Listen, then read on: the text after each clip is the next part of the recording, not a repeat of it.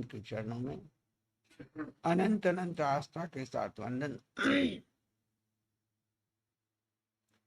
आत्मा प्रिय मुनिवृंद, आत्मार्थी साधक साधिकाओं,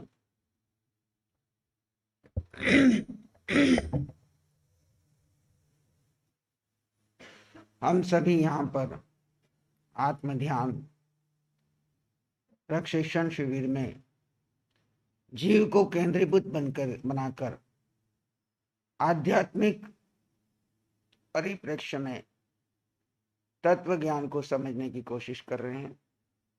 कल हमने कर्म 8 के बारे में विशेष रूप से समझा। ज्ञान का आवरण हटता है तो अनंत ज्ञान प्रकटता है। आत्मज्ञान से साधक केवल ज्ञान की ओर बढ़ता है। आत्मज्ञान से केवल ज्ञान की ओर बढ़ता है। दर्शनावरणी कर्म का क्षय होता है तो साधक दर्शन के आवरण को हटाकर चक्षु अचक्षु अवधि दर्शन, चक्षु अचक्षु अवधि दर्शन और केवल दर्शन को प्रकट करता है। ऐसे ही मोहनीय कर्म को क्षय करता है तो वह क्षय संकित और अनंत सुख को प्रकट करता है। वेदनीय में असाता और साता से पार जाता है। भ्रम है, भ्रांति है, साता में सुख असाता में दुख। लेकिन जब मोह क्षय हो जाता है तो साता असाता से पार वो अनंत सुख का अनुभव कर लेता है। और अनंत सुख जीव का गुण है। साता और असाता कर्म के अधीन है और कर्म परतंत्र है, कर्म पर है। जीव स्वतंत्र है स्व के लिए। तो अनंत ज्ञान, अनंत दर्शन, अनंत सुख, और जब अंतराय कर्म को क्षय करता है तो अनंत शक्ति प्रकट कर लेता है। ये अष्ट गुणों की संपदा में 4 जिसके प्रकट हो जाते हैं वो केवल ज्ञानी कहलाता है। वो संसार में रहते हुए सिद्ध जैसा होता। संसारी होकर के सिद्ध जैसा है तो कौन है? केवल ज्ञानी। संसारी होकर के सिद्ध जैसा सुख अनुभव करता है, अखंड नहीं खंड खंड है, वो कौन? क्षयिक संकेत। संसारी होकर संसार में रहते हुए केवली जैसा सुख खंडित खंडित अनुभव करता है, वो कौन है? क्षयिक संकेत। और आत्मा की ओर अभिमुख साधक भले अभी क्षयिक संकेत नहीं हुई पर सम्यक की ओर अभिमुख हो गया, स्वरूप का बोध हो गया और अखंड रूप से एक घड़ी पार नहीं कर रहा है पर कुछ देर खंडित खंडित रूप से अनुभव कर रहा है, वो आत्मार्थी साधक केवली नहीं पर केवली जैसा सुख अनुभव करता है। आप सबको क्या चाहिए? सुख चाहिए, दुख चाहिए? बोलो। सुख बाहर नहीं, सुख अंदर है। सुख व्यक्ति वस्तु स्थान में नहीं, सुख पुद्गल में नहीं, सुख कहाँ है? अपने निज तत्व में है, आत्मा में। जिसको आत्मा पर श्रद्धा हो गई, जिसको आत्मा पर श्रद्धा हो गई, वो व्यक्ति आत्मा के सुख का अनुभव करता है। केवल ज्ञान की साधना की शुरुआत कहां से होती है? नींव कहां है? अस्तित्व बोध, सम्यक दर्शन, आत्मबोध। जब तक आत्मबोध नहीं हुआ तब तक भले कितने ही क्रियाकांड कर लो, कितनी दीक्षा पाल लो, ज्ञानी कहते हैं ना कि अनंत की यात्रा में तुमने इतने ओगे पात्रे इकट्ठे किए और अनंत की यात्रा को देखें और उनका ढेर लगाएं तो मेरू पर्वत भी छोटा पड़ जाएगा। इतनी बार तुमने क्रियाकांड किए पर मुक्ति नहीं हुई। जो लोग क्रिया से मुक्ति मानते हैं उनको समझाओ कि ज्ञानियों की भाषा है, हमारी नहीं है, केवलियों की भाषा है। उन्हीं के श्रुत ज्ञान में आया है कि अनंत की यात्रा में इतने क्रियाकांड किए, धर्म की इतनी क्रियाएं की, देह की इतनी क्रियाएं की,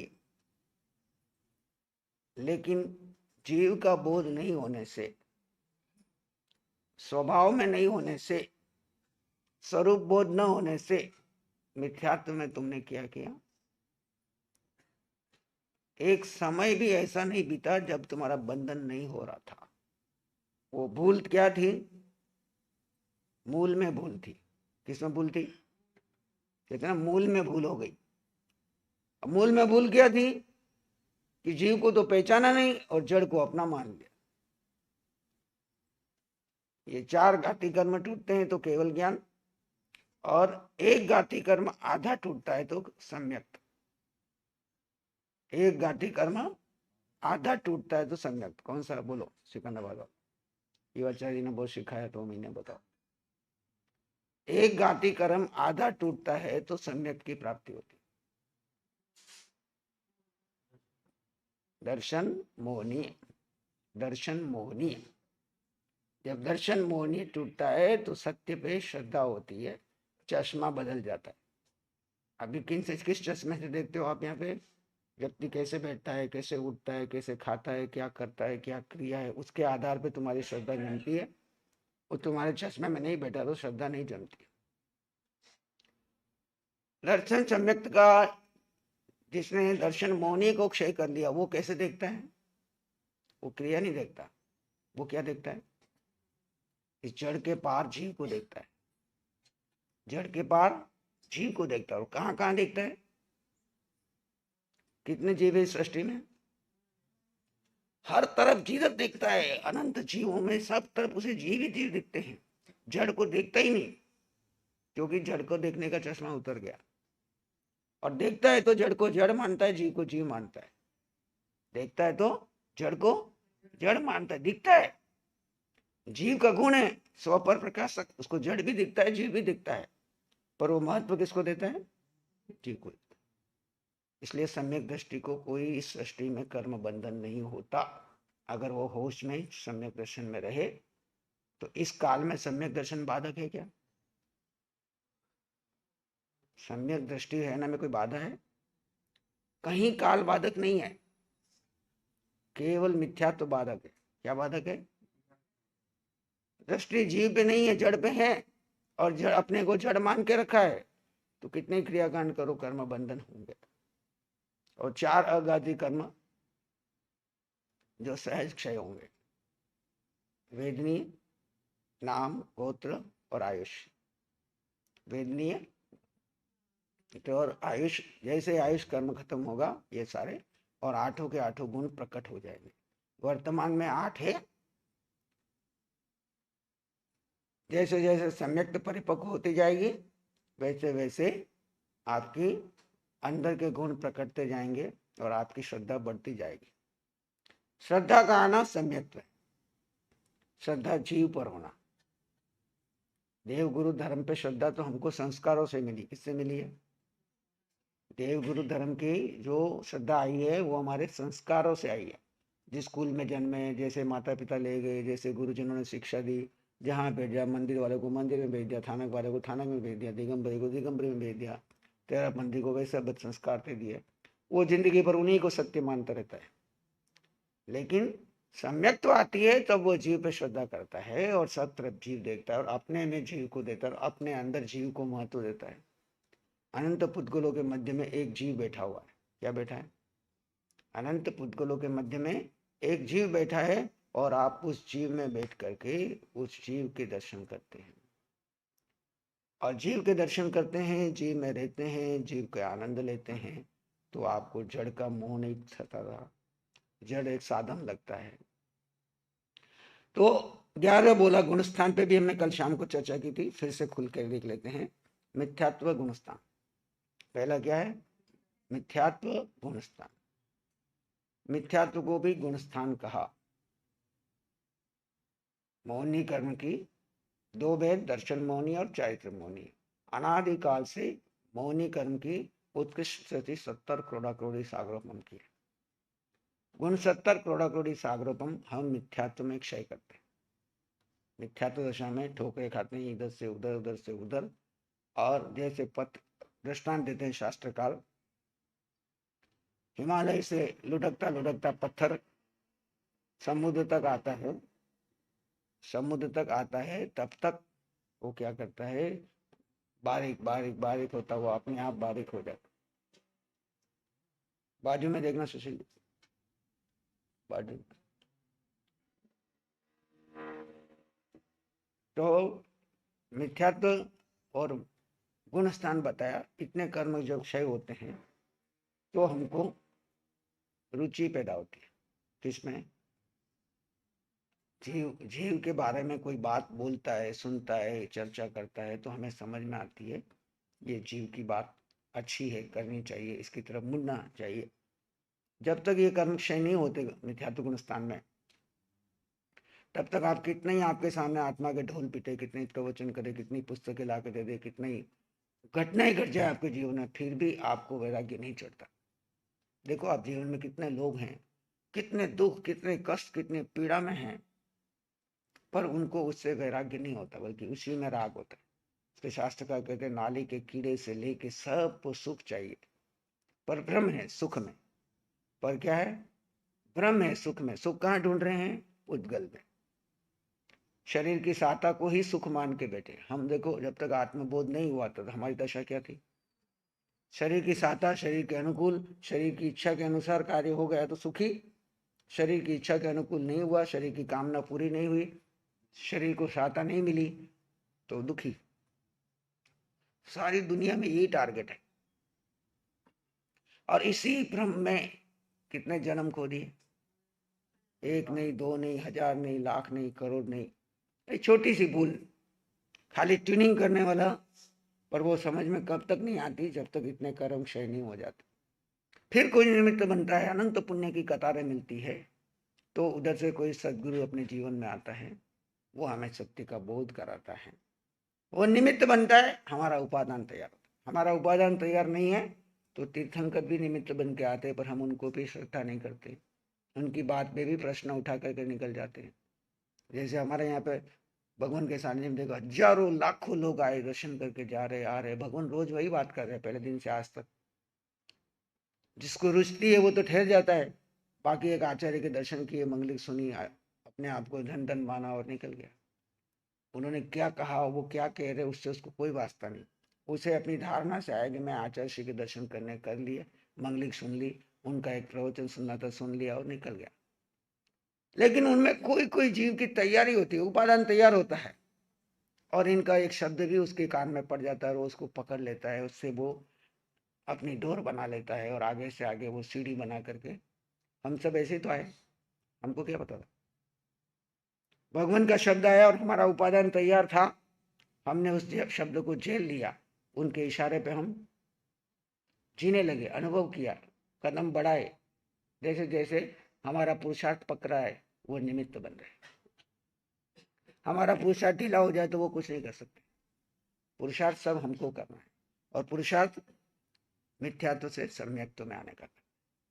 यहीं से हमारी यात्रा शुरू होती है। इसके पहले की यात्रा, अनादिकाल की यात्रा मिथ्यात्व की यात्रा थी। मिथ्यात्व से जैसे ही हम सम्यक की यात्रा शुरू करते हैं तो चौथे गुण स्थान में पहुंचते हैं, अविरति सम्यक दृष्टि गुण। अविरति यानी व्रत पचका लेने की क्षमता नहीं है, पर सत्य का बोध हो गया। क्या हो गया? सत्य का बोध हो गया। जड़ और जीव का भेद हमको रुचता है, जड़ और जीव का भेद के प्रति श्रद्धा हो गई, रुचि हो गई, सत्य और असत्य का भेद करने की दृष्टि मिल गई, जिसको कहा स्वरूप बोध। जय स्वरूप समझा बिना पामियो दुख अनंत, समझा ते पद नमो श्री सदगुरु। आदिकाल यात्रा में सत्य का बोध नहीं हुआ, सम्यक दृष्टि होते ही उनको जड़ और जीव का भेद हो जाता है और अपने जीव पे श्रद्धा होनी शुरू हो जाती है। और जब इससे आगे बढ़ते हैं, यहाँ पे अवस्थाएं हैं। एक स्वरूप का बोध हुआ, परिपक्व हो गए, परिपूर्ण हो गए तो क्षयिक संकेत।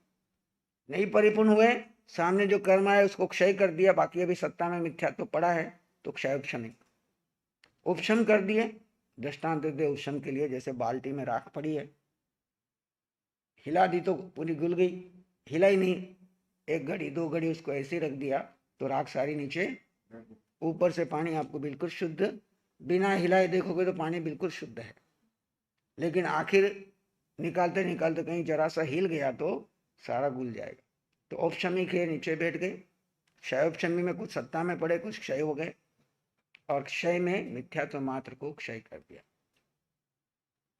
तो इन तीनों दशाओं में से अगर कोई जो नीचे गिरता है तो मिश्र में आता है, और गिरता है तो स्वाद चखते हुए पहले गुण स्थान में वापस आ जाता है, मिथ्यात्व में फिर आ जाता है, फिर पराक्रम करता है, फिर आगे बढ़ता है। ये पराक्रम हमारा चल रहा है। जब तक हमारा क्षयिक नहीं होता तब तक ये पुरुषार्थ चलता रहेगा। जैसे ही हम क्षयिक में चले गए, फिर हमारा पुरुषार्थ मोह तोड़ना रहेगा, फिर मिथ्यात्व तोड़ने के लिए जरूरत नहीं है, वो अनादि का मिथ्यात्व टूट जाएगा। आदतवश वृत्तिवश जाएंगे पर तुरंत आलोचना प्रतिक्रमण करेंगे। पुरानी आदतें वृत्तियां साथ है, कभी चले भी गए तो तत्क्षण थोड़ी देर में हमको होश आ जाएगा और हम आलोचना प्रतिक्रमण। इसलिए भगवान ने बड़ा सूत्र दिया, आलोचना करो, प्रतिक्रमण करो, प्रायश्चित करो, तदुभय करो, विवेक रखो, है ना। फिर भी मन नहीं मान रहा तो फिर दंड दो उसको, मन को दंडित करो तो वो अकल उसके ठिकाने आएगी। उसको उपवास कराओ, बेला कराओ, तेला कराओ, तो अगली बार गलती करने से पहले 20 बार सोचेगा, अभी ये मेरे को दंड देगा मालिक। जैसे एक देश में कानून कड़क हो तो फिर लोग अपराध घटा देते, वो पता है अपराध किया तो अपराध कम हो या न हो इसलिए कानून कड़क करते, और जहाँ अपराध के लिए कोई दंड ही नहीं है तो समझते चलो मस्त हो, मौज करो। तो ये 4 गुण स्थान क्लियर हो गए, मिथ्यात्व, अवृत्ति और सास्वादन और मिश्र। सास्वादन नीचे गिरते हुए स्वाद चख लिया, इसका दृष्टांत देते हैं शास्त्रकार, खीर खाई और उल्टी हो गई। खीर खाई और खीर पची नहीं, पर खीर का स्वाद कैसा ये मालूम पड़ गया। ऐसे सम्यक तो पची नहीं, पर सत्य का स्वाद क्या ये अनुभव आ गया। तो जब कभी मौका आएगा फिर वो सत्य में टिकेगा, फिर असत्य में नहीं जाएगा। मिश्र में अभी निर्णय नहीं हो रहा है, या ना क्षयिक नहीं हुई, कर्म पड़े कभी इधर कभी इधर कभी इधर, पर पुरुषार्थ चल रहा है उसका सत्य का। 5वां है देश विरति श्रावक। पूर्ण व्रत नहीं ले पा रहा है, संकल्प कमजोर है, लेकिन श्रावक का व्रत ले लिया। भगवान ने 2 मार्ग बताया, एक साधु मार्ग, एक श्रावक मार्ग। साधु के मार्ग में पूर्ण रूप से व्रत ले लिया, कोई छूट नहीं। श्रावक के व्रत में घर गृहस्थी में रहते हुए, जिम्मेदारियों को रखते हुए, आंशिक छूट रखकर, आगार रख करके व्रतों का पालन करना। इसमें सम्यक में भी आगार है और व्रतों में भी आगार है। सम्यक में क्या आगार है? व्यवहार संकित में राजा के डर से किसी के आगे झुकना पड़े, आता ना धमकी के सत्सत बोल में, वो वहां सब आगार दिए, पर निश्चय सम्यक्त वाला फिर आगार से बाहर निकल जाता है। और महाव्रती जो 6ठा व्रत है, देश व्रति में 5 अनुव्रत, 3 गुण व्रत, 4 शिक्षा व्रत। 5 अनुव्रत अहिंसा, सत्य, अस्तेय, ब्रह्मचर्य, अपरिग्रह, ये मूल है। साधु हो या श्रावक हो ये लेना जरूरी है। खाली सामायिक व्रति होने से आप व्रति नहीं हो गए, मूल नहीं लिया हो, खाली शाखाओं से क्या होगा। तो मूल है अनुव्रत, गुण व्रत है 3। जैसे एक लड़की मूल में है और ऊपर उसने श्रृंगार कर लिया तो उसकी शोभा कैसे होगी? ध्यान आपका सब उसकी तरफ जाता है। तो गुण व्रत क्या है? श्रृंगार। एक सामान्य मूर्ति है, एक श्रृंगारित मूर्ति है, ध्यान किधर जाता है? एक सामान्य लड़की खड़ी है और एक 16 श्रृंगार करके खड़ी है, ध्यान किधर जाता है? तो गुण व्रत आपके उसमें और शोभा बढ़ाते हैं मूल व्रतों में। और 4 शिक्षा व्रत साधनाएं, सामायिक, पौषध, देशावकाशिक और अतिथि संविवाह, ये चारों आपकी साधना को बढ़ाते हैं। यानी ये आपने मूल जड़ में पौधा लगाया, पौधा लगाने के बाद उसमें पानी दिया, पानी नहीं दोगे तो क्या होगा? पानी देने का काम कौन कर रहे हैं? शिक्षा व्रत। रोज सामायिक करते हैं, यानी सुबह शाम ध्यान करते हैं, साधना करते हैं, आराधना करते हैं, दिन भर सजगता रखते हैं। उसके बाद 9वां व्रत हो गया। 10वें व्रत में जब कभी मौका मिला 14 नियमों का चिंतन करते हैं और 24 घंटे के लिए, 12 घंटे के लिए दया करते हैं। तो दया में क्या आ गया? शरीर को आहार तो मिल रहा है, लेकिन रह रहा जीव को केंद्रीभूत। जैसे आपको यहाँ पे रहते हुए आहार भी मिल रहा है, पर दिन भर केंद्रीभूत कौन है? जीव है। तो अभी आप 10वें व्रत में चल रहे, 11वें व्रत में 24 घंटे यही काम, और कोई काम नहीं। पोषक आहार पानी भी इसलिए छुड़ा देते कि उधर उधर ध्यान नहीं जाएगा, खाओगे तो जाओगे निहार में, उधर उधर ध्यान नहीं जाए, इसलिए पोषक का मतलब है पूर्ण 24 घंटे अष्टपहर। पंचकान में क्या है? ब्रह्मचर्य का पालक, अमुक मणि सुवर्ण, यानी लेडीज है तो जिन्हें कुछ सोना चांदी पहन रखा है उसको छोड़ के सारा त्याग, ब्रह्मचर्य का पालन। और साधु की तरह रहना। कैसे रहना? साधु जैसे 24 घंटे साधना में रहता है, ऐसे साधक 24 घंटे अपनी आत्मा की साधना के अलावा और कोई चिंतन नहीं, और कोई चिंता, सारे सावधि का। उपवास और पोषण में क्या अंतर है?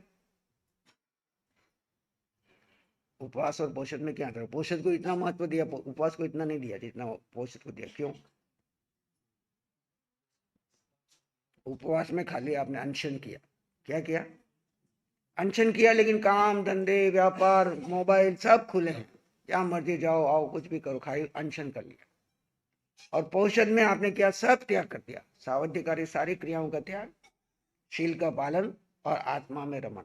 आत्मा के सिवाय कोई चर्चा नहीं, स्वाध्याय ज्ञान का उत्सर्ग और स्वस्थिति के अलावा कोई आरंभ समारंभ का काम नहीं है।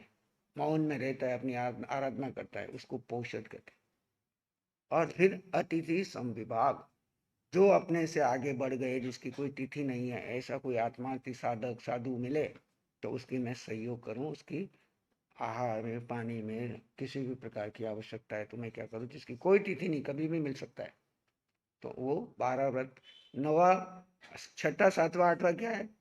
गुण व्रत। 5 अनुव्रत मूल ले लिए, 6ठे में हमने दिशाओं की मर्यादा कर दी। काम धंधे वाला है तो व्यापार की मर्यादा कर ली, कि मेरे को इसी देश में व्यापार करना है, इसी क्षेत्र में व्यापार करना है, इसी वस्तु का व्यापार करना है, बाकी सबसे मेरा कोई वास्ता नहीं। तो क्षेत्र की मर्यादा, दिशाओं की मर्यादा। साथ में अभी खाने पीने को कितना चाहिए, सारा संसार खुला है खाने पीने का, उपभोग परिभोग की मर्यादा कर ली 26 बोल के माध्यम से। व्यापार की मर्यादा कर ली 15 कर्मादान के माध्यम से, जिसमें ज्यादा कर्म आते हैं वैसा व्यापार नहीं करूंगा, है ना। और 8वें व्रत में अनर्थ का, जिससे आत्मा का कोई वास्ता नहीं, आरंभ समारंभ के लिए तो दंड खुला है, लेकिन अनर्थ का जो दंडित कर रहा हूँ, पापकारी हिंसाकारी, है ना, हिंस में आने पावकमों से जो 4 प्रकार की जो है वो सब का हम त्याग करते हैं। काम की तरफ कुचेष्टा करना, बंड करो, हंसी मजाक करके लोगों को कुतूहल कराना, राग द्वेष में ले जाना, पापकारी उपदेश देना, ये सब चीजों से निवृत्त होकर के केवल आत्मा का पोषण। ये 6ठा 7वां 8वां अनर्थ की चीजें छोड़ना, आहार पानी की मर्यादा करना, और 6ठे में अपने कार्य क्षेत्र की मर्यादा कर ली। देश प्रदेश पूरी दुनिया खुली हुई है, लेकिन मेरे को किस क्षेत्र में कितने एरिया में क्या काम करना है उसकी मर्यादा कर ली, ताकि दूसरी तरफ दिमाग दौड़े नहीं। ये कपड़े वाला है तो सोने के बारे में सोचता नहीं, सोने वाला है तो कपड़े के बारे में एक तो एक लाइन फिक्स कर ली, इसके बाहर में नहीं जाऊंगा। फिर उसमें भी मर्यादा कर ली, कितना क्षेत्र में कितना व्यापार करना, कितना काम करना। ये श्रावक में घर में रहते हुए मर्यादित। फिर 4 व्रत में साधना, 6ठा 7वां 8वां तो मर्यादाओं, 9वां 10वां 11वां 12वां साधना। फिर उत्कृष्ट आपके लिए आदर्श कौन है? कि साधु। इसकी नेक्स्ट स्टेप क्या है? जब मैं इन 5 महाव्रत को पूर्ण ग्रहण कर लूंगा, यानी सारे संसार में जो थोड़ा थोड़ा खुला रखा है, घर परिवार रिश्ते नाते व्यवहार सब खुला है, सबसे निवृत्त होना है, तो अगली स्टेप 6ठा गुणस्थान प्रमादी साधु गुणस्थान। प्रमादी का मतलब अभी जीवन में प्रमाद है, लेकिन साधु तो बन गया। प्रमाद कौन सा? कर्ता भोक्ता का, क्रिया प्रतिक्रिया का, आत्मरोध ध्यान का। कहीं कहीं पुद्गलों का ध्यान चला जाता है, कभी इधर चले जाते हैं, कभी इधर चले जाते हैं, व्यक्तित्व में चले जाते हैं। तो जहां जहां प्रमाद आ रहा है उससे उसका अगला आदर्श है अप्रमत्त, अप्रमादी। अप्रमत्त है केवल आत्मा के सिवाय दूसरी तरफ कहीं ध्यान नहीं, स्वभाव के सिवाय विभाव का कोई लेना देना नहीं, जो क्षण स्वभाव में रहता है वो है अप्रमत्त गुणस्थान। घड़ी के पेंडुलम की तरफ, घड़ी कभी इधर जाती है इधर जाती है तो चल रही है, चल रही है तब तक प्रमाद, रुक गई तो अप्रमाद। आप अपने स्व को स्व में स्थित हो गए तो क्या हो? अप्रमत्त। कभी मन इधर जा रहा है भूत में, कभी मन भविष्य में जा रहा है तो कहाँ है? प्रमाद। अपनी साधना की दृष्टि से देखो तो अब हम भी कोई भगवान तो नहीं बन गए, कभी मन भूत में चला जाता है, कभी भविष्य में चला जाता है, जैसे होश आता है वापस स्व में स्थित होते हैं, फिर जाता है फिर आता है, फिर ये जंग चलती है। भगवान ने इसी को जंग कहा, मिथ्यात्व और सम्यक की जंग, प्रमाद और अप्रमाद की जंग। गौतम 4 ज्ञान के धर्ता थे, भगवान ने उसको बार बार क्या कहा, सम्यम गोयम।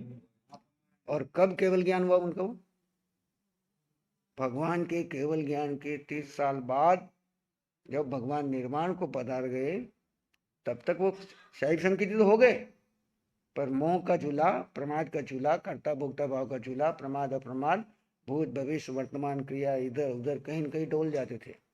इतने त्यागी थे, तपस्वी थे, पर सूक्ष्म राग जो है वो हमको सताता। इसलिए हमको सजगता कितनी चाहिए, 7वें गुण स्थान में। 5वां 6ठा क्लियर हो गया। 7वां, फिर यहां से हमारी धारा चलती है 7वें से। क्षय की धारा चलेगी तो कैसे चलेगी, और ऑप्शन भी चलेगी तो कैसे चलेगी, क्षय ऑप्शन भी चलेगी तो कैसे चलेगी। तो 8वां है नियति बादल, 9वां है अनियति बादल, 10वां है सूक्ष्म। 7वें से सीधा 10वें में जाकर रुकता है। नियति बादल यानी निवृत्त होता जाता है, बड़ी बड़ी कर्म की जो प्रकृतियां है मोह की, उनको निवृत्त करता जाता है। अनियति बादल बिल्कुल अनिवृत्त होता है। यहाँ पे हास्य, रति, अरति, भय, शोक, जुगुप्सा, स्त्री वेद, पुरुष वेद, नपुंसक वेद जो है, नो कषाय जो कारण है, जो कषाय तो नहीं पर कषाय की उत्पत्ति के कारण है। अनंत अनुबंधी, क्रोध, मान, माया, लोग, अप्रत्याख्यानी। अनंता बंधु चौथे में चला गया, अप्रत्याख्यानी बाद में गया, प्रत्याख्यानी भी गया। अब संज्वलन में सिर्फ लोभ रहेगा, क्या रहेगा, बाकी सब कर्म क्षय करता हुआ धारा उखटा बढ़ाते बढ़ाता 10वें में आ जाता है सूक्ष्म संपराय गुणस्थान। 8वें 9वां अंतर मुहूर्त का, ये साधना की बीच की अवस्था है, जो अभी आप गुजर रहे हो। चढ़ जाओ तो पूरा अंतर मुहूर्त पार कर जाओ तो आगे बढ़ जाओगे, नहीं तो वापस 7वें में आ जाते हैं, फिर गिरते हैं, चढ़ते हैं। ये पराक्रम चलता रहेगा, ये पराक्रम का क्षेत्र है। अब देखो, आपको क्या साधना करते करते हंसी मजाक खेल कूद इधर उधर की इच्छा होती है क्या, हंसी मजाक, रति अरति, भय भी घट रहा है, शोक भी घट रहा है, कोई मर रहा है तो ठीक है, उसका उदय कर रहे हैं, पहले उसको लेके कितने दुखी होते, जुगुप्सा, घृणा भी नहीं होती, सब तरफ जीवी दिख रहे हैं, है ना। स्त्री वेद, पुरुष वेद, नपुंसक जैसे पहले सताते थे, अब साधना के बाद सता रहे क्या, अब वो पड़े हैं सत्ता में, लेकिन उसकी तरफ कोई आकर्षण नहीं रहा। पहले इसी को सुख मान के बैठे थे, इसी के लिए आर्थ ध्यान करते थे, इसी को लेके चिंतित होते थे।